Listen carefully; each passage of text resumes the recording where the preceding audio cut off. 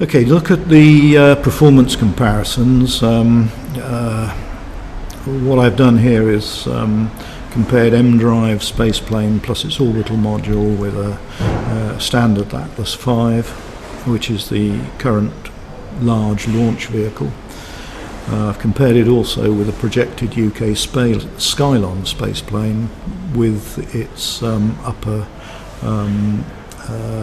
service module, SUS. Not quite sure what that stands for now, but anyway, it's an upper module. It gets you again from LEO to GEO. So if you take a quick look at the figures here on the table, launch mass for Emdrive is roughly the same as Skylon, around 300 tons. Compare that with a total lift-off mass of an Atlas V of about 540 tons. Emdrive gets you almost 50 tons into GEO, whereas Atlas and Skylon, you're talking about the order of 3 to 4 tons. What is extremely interesting and gives people cause for thought is if you actually use Emdrive to launch into LEO as opposed to GEO, you can't achieve such a high payload mass. In fact, it's brought right down to something like 16 tons and now becomes comparable with the Skylon and Atlas. And the simple reason for this is that the whole flight concept for Emdrive is completely different to the classic launch dynamics of either a rocket or a spaceplane. Essentially what you're doing is obtaining the altitude in a very low energy vehicle, and a large amount of the energy is required to gain orbital velocity. Well, low Earth orbit has a much higher orbital velocity than geostationary orbit, so you are not going to be able to launch such a large payload mass. To a lot of people this is counterintuitive, and you literally have to go through the sums before it all becomes clear. Major factor in the cost driver is the fact that the Emdrive spaceplane is a very simple construction. The airframe can be no more complicated than a current aircraft airframe. It, as I say, has very little mechanical and thermal stresses on it. And this helps to bring down the cost per launch by increasing the number of launches, and we've put a typical launch number of 500. The reality is, of course, that this will probably be much bigger than this. Again, the idea is to achieve not only airline operating procedures on the ground, but typical commercial aircraft lifetimes. So, but nevertheless, we've put it at 500 as a conservative figure. The end product of all this is that it reduces the cost per launch from something like $110 million for Atlas V, which is the current asking price for a launch, down to something like $11.2 million for a typical Emdrive launch. Now, not only that, of course, is you're launching considerably more payload mass, so that if you look at the cost per payload to geostationary orbit, or geosynchronous orbit as it's sometimes called, you're reducing the almost $30,000 per kilogram of a typical Atlas launch to our calculation of $224 per kilogram. And that, of course, is a huge cost saving and completely changes the whole dynamics of the launch industry.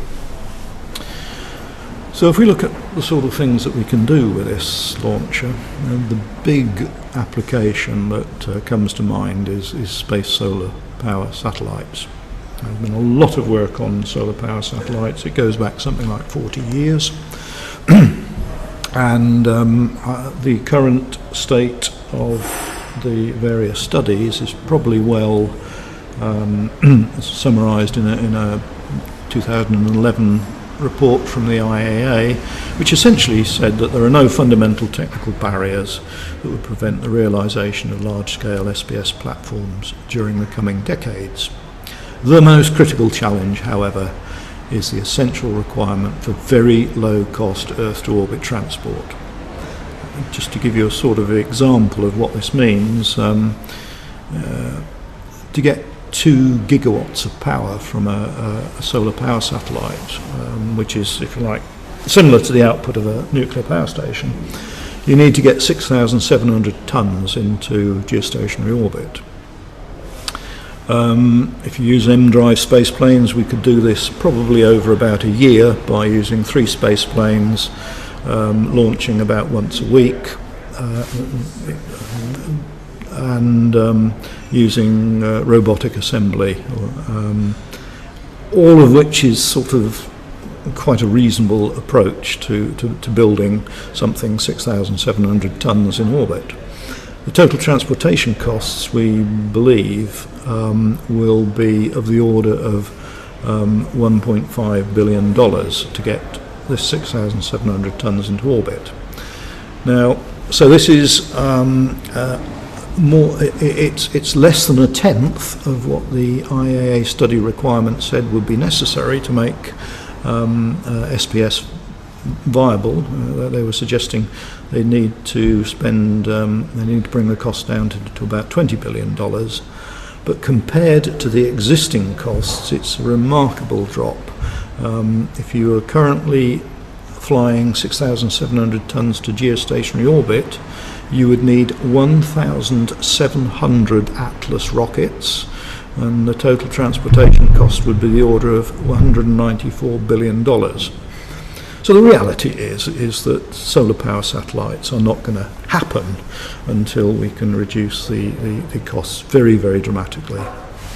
And what I'm suggesting is that Emdrive is the only viable proposed technology that can bring the cost down to make it SPS viable. Now, if you're actually proposing putting large masses into orbit to generate power for the Earth, you might also consider what else you could use these for. And a classic approach to the raising global temperatures has been why can't we put a sunshade in space? And indeed you can, and again the physics is well understood and has been studied for many years, but again it's the large cost of putting huge masses into orbit that tends to reduce the probability of these ever being taken seriously. But just looking at the total energy requirement or power requirement of the Earth, in 2008 it was something of the order of 16 terawatts.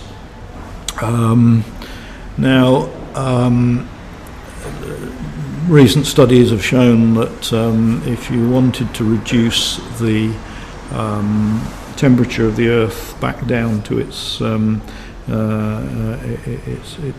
temperatures before global warming started, you'd need to reduce global solar radiation by a factor of about 1.7%, and this would require the launching of something like 2 by 10 to the 7th tons of reflectors or sunshades into orbit. Now, when you compare that with the masses of solar power satellites, you realise that you would actually get to that mass once you'd launched 3,000 solar power satellites. And that would still only give you about 40% of the power requirement that you're going to need on Earth.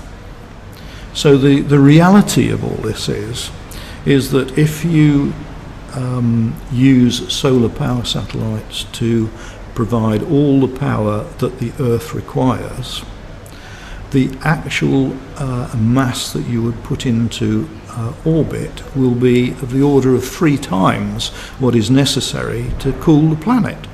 So clearly there is synergy available in these two engineering proposals.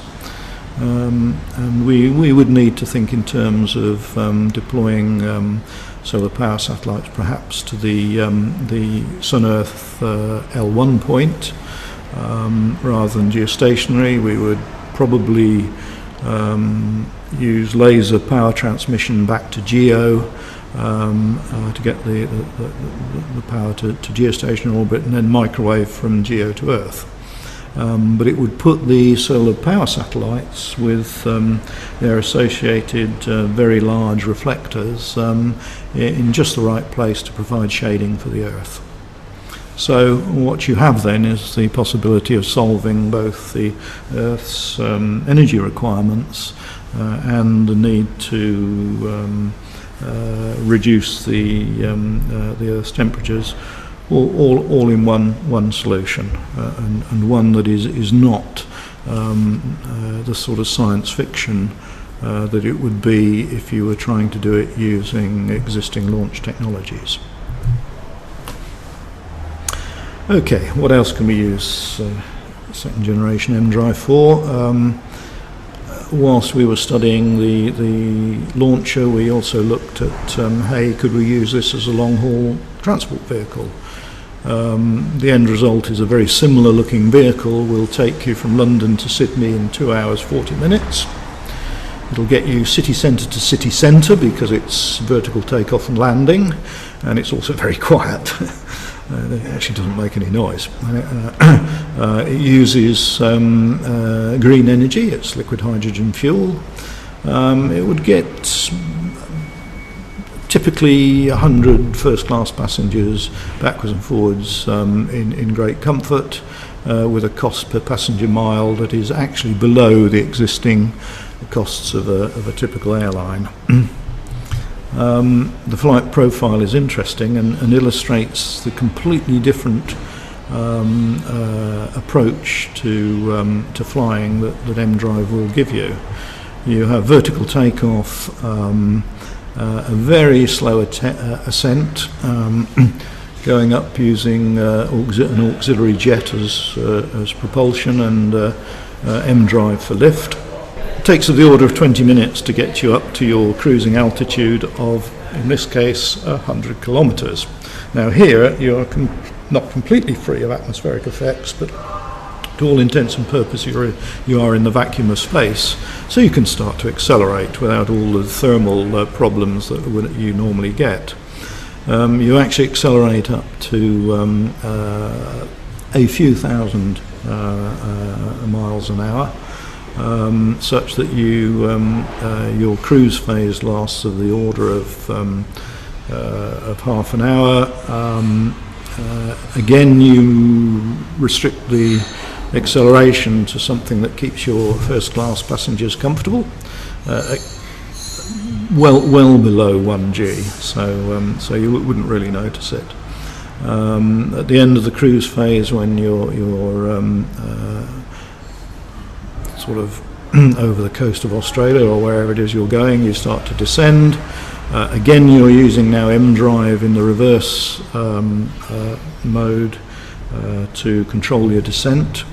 Again, it's a gradual descent, and you finally turn on, when you're down into the atmosphere, you finally turn on your jet to give you the manoeuvrability to approach your car park landing space in the middle of the city.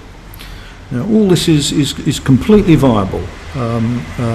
It's different, it's disruptive, but it's completely viable, and it is cheap, because suddenly you have a long-haul aircraft that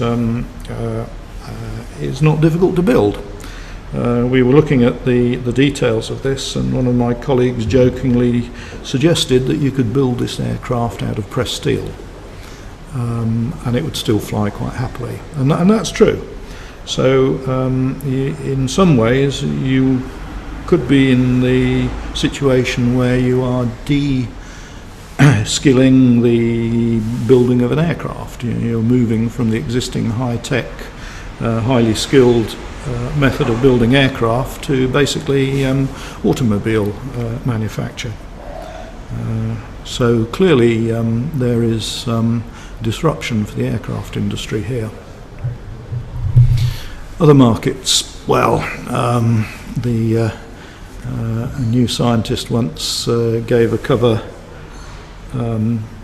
illustration of a personal air vehicle, which I always felt was rather nice. But it does illustrate that clearly the famous flying car suddenly becomes possible. So you can envisage automatic passenger carrying vehicles, you've got clean, quiet, vertical takeoff and landing operation, and effectively you have door-to-door transportation. Above all, you eliminate traffic jams. As soon as you start going into transport systems that are in 3 dimensions instead of 2 dimensions, you clearly have the potential for uninterrupted journeys. The actual control of these journeys is pretty straightforward. The amount of data you need to flow around a control system for automated flight of this sort is relatively low compared to modern data communication systems, it's completely feasible that we could have a totally new personal transportation system that solves virtually all the problems of our existing traffic. Space applications clearly keep coming to mind. There's space tourism, there's exploring the solar system, there's asteroid mining, and one of the latest studies we've done is actually for the first interstellar probe, where we believe we can actually reach 2/3 of the speed of light in about 10 years using a nuclear power source and an Emdrive propulsion system. Other transport applications, marine is one that has been suggested. Oil tankers and container ships can be propelled about 1/3 of the existing fuel consumption. You can also use Emdrive for stabilisation and in-harbour manoeuvring.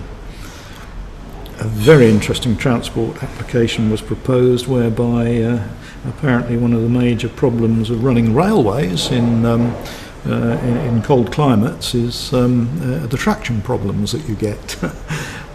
So suddenly when you don't need to grip the rail, if you use Emdrive as a lift engine, you eliminate all those problems. And of course, if you have to haul large structures or heavy goods across difficult terrain, clearly